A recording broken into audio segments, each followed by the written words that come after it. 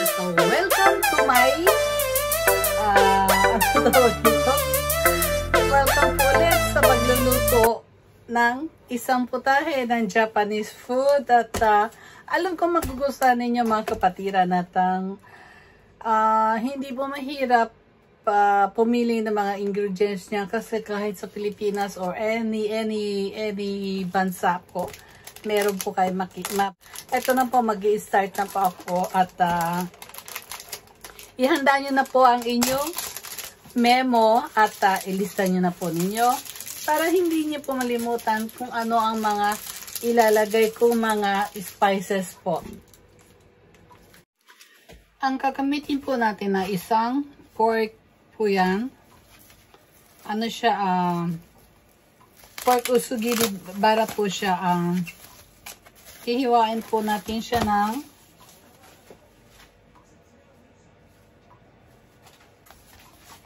ganito po siya kaninipis. And then, hiwain na po natin. Baboy po, lagyan po natin ng asin at paminta.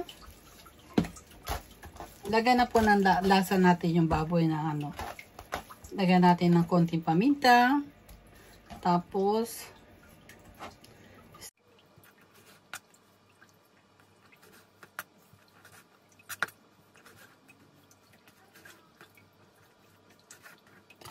ganito po.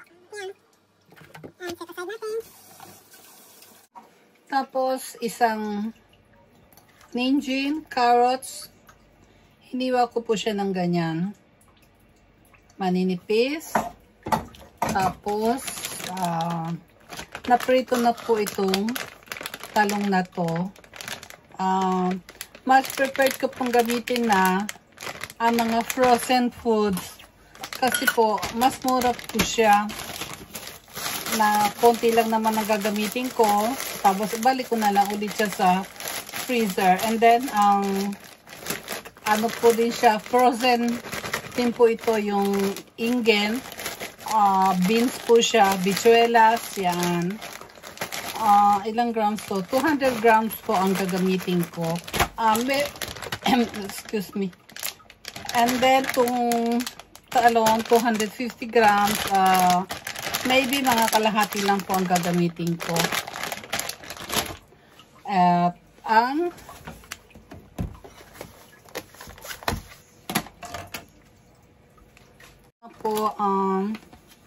lalagyan po natin ng miso.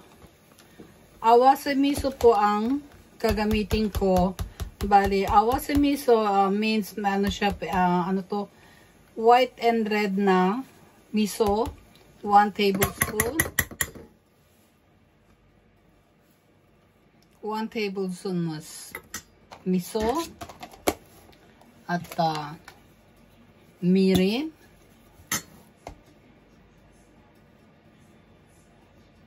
1 tablespoon.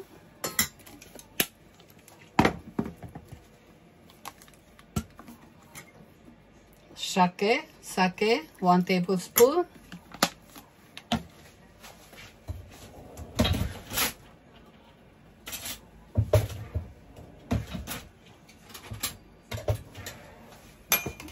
Sugar,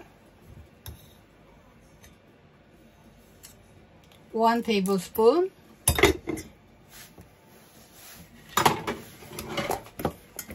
And imimix po natin yan.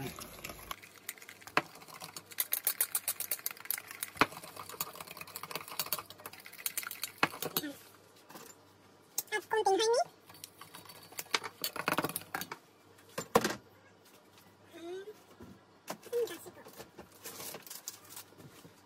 Ito tayo na dashinomoto. Ano din po siya, awase dashi din po siya, katsuoto kombu. Na gagamit po tayo ng isang stick, 8 grams.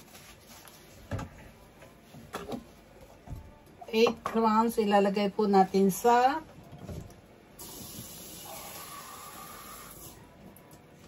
50 cc, 100 cc. 100cc na tubig.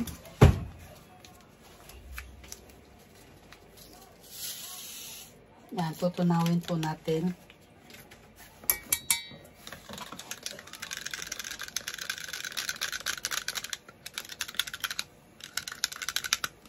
Pala mga kapatid, sasabihin ko sa inyo ang reason kung bakit gagamit po tayo ng mga frozen foods. Kasi po, ang mahal ng gulay po ngayon dito sa amin. Ngayon, kung wala naman po dito kasing nabibili sa amin na halimbawa isang talong, meron ba? Meron yata. Hindi ko na matandaan kung meron nabibili dito na yung tingi-tingi ba. Hindi ko na matandaan. Meron siya sa sibuyas, kamatis, ganun pa isa-isa. Pero yung sa mga talong, wala yatang bibili ka lang isa. Hindi ko na matandaan na baka meron. Hindi ko lang alam. Kaya ngayon, syempre, usually pag bibili po ng talong dito, nakasupot na po. Misa mga 3 pieces, 5 pieces. Eh kung halimbawa, 2 pieces lang ang gagamitin mo, sayang naman po yung matitira. Masisira lang. So, prepared ka pong bumili ng frozen foods. Para po yung kalahati lang magagamit ko, yung matitira, ibabalik ko ulit sa freezer. Mas makakatipid po, walang sayang, hindi po matatapon ng mga gulay. Yun po ang tip ko sa inyo mga kapatiran. Kaya mag-start na po tayo sa pagigisa. Watch po.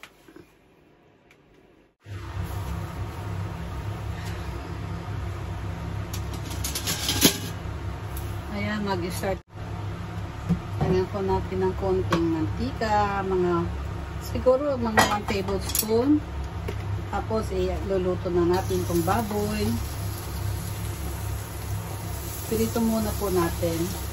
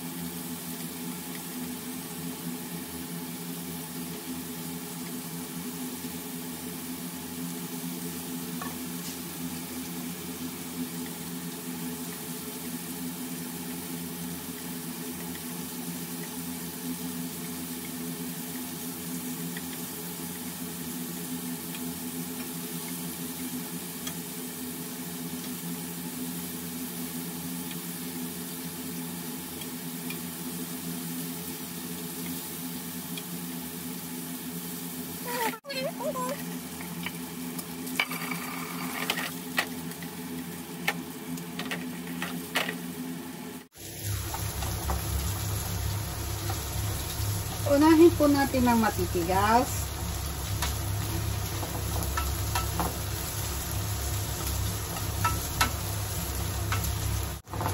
Ang tamis po ng carrots. Pwede siyang kainin hilaw. Ayan, malambot na pa yung carrots. Ilalagay na po natin ang bichuelas. This is 200 grams. So, gagamit lang po tayo ng 100 grams. Tansya-tansya po. Mga 100 grams. Tapos, ang talong. Masarap kasi ang talong eh. So, ilalagay ko po lahat ang talong.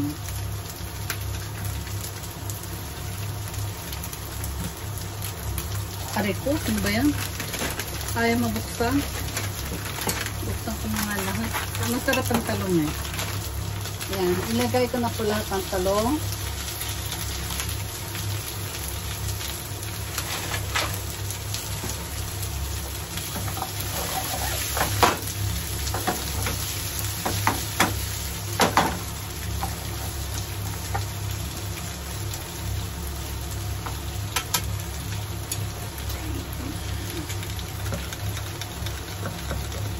Pagkatapos, ilalagay na po natin ang mga 50cc lang na Dashinomoto. Inihalo ko po dito.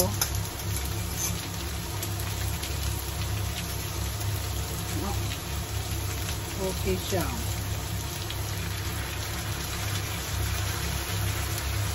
Kondo, perfect ka na.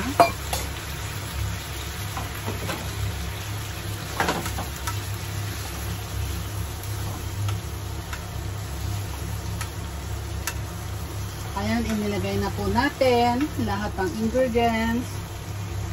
Tapos, takpan po natin. At sa mahinang apoy,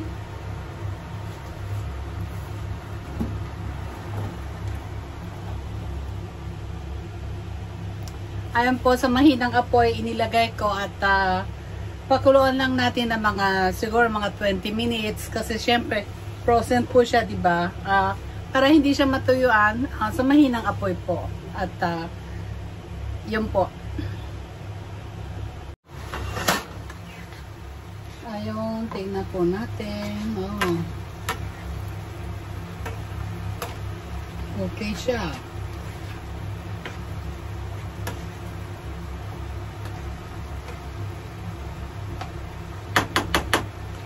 Usually mga kapatiran, pang second time ko po itong iluto eh.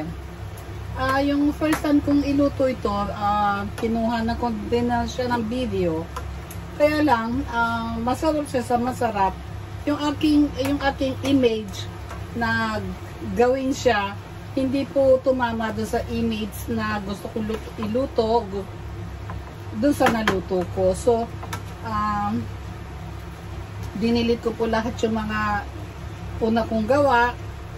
Hindi ko po in-upload. So, nag-try ulit ako ng pangalawang luto.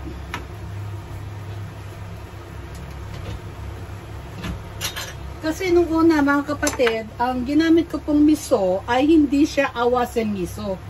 Ano lang siya, yung puting miso ba? Hindi po siya naging ganito, puti siya. Siguro isisingit ko sa pag-upload ko.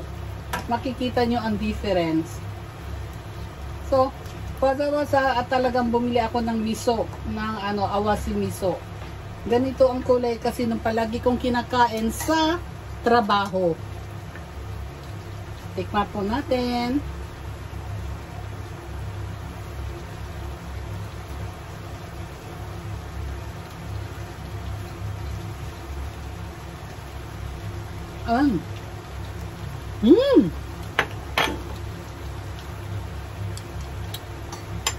Perfect. Wow, yata.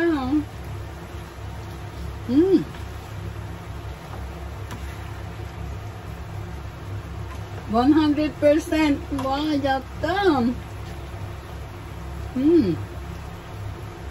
100% mga kapatiran. Nakuha ko ang lasa. Wow. So, papatayin ko na yung apoy. And then, gagawa na naman po ako ng isang, bali 2 putahe ang gagawin ko. Para, gagawa po ako ng, gagawa po ako ng ulam para sa obento. Tayong pagbabaon ba, obento, paggagawa ko ng ulam. Parang side dish ba. So, magpiprepared muna ako ha. Kahapon nga pala, niretouch ako. Kailangan ko na pala mag-dye. Niretouch na yung kilay ko. Tingnan nyo. Okay ba? Maganda ba? Teka yung bukot na pa natin. Ayan. Niretouch na po. Tapos kahapon din, ayan. Pinaano ko yung, shade ba tawag doon? Lip shade. I-upload ko po yung video ng pag-retouch ng kilay at saka ng lips ko. Yabay na, kailangan mag-dye na. Tingnan nyo puti ko, oh. Sate. Kain na po tayo.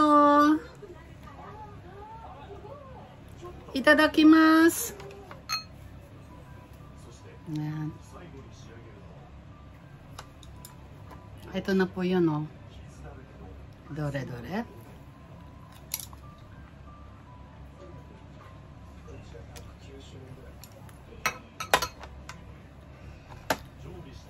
Masarap po.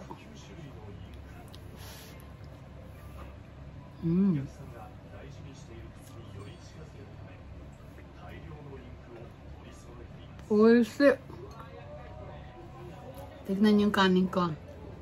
Bangkok. Dapat dami kain ng lagay ng kanin ko. Ang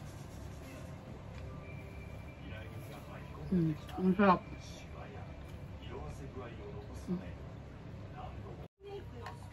Ngayon po, i-end ko na po itong vlog ko at sana po mag-enjoy ulit kayo dito sa aking simpleng vlog sa pagluluto and like and subscribe po mga kapatiran at please don't skip ads po at maraming salamat sa inyo pagsuporta. Sana suportahan nyo po ulit itong pag na-upload ko itong video ko at see you next on vlog po ulit. Bye bye!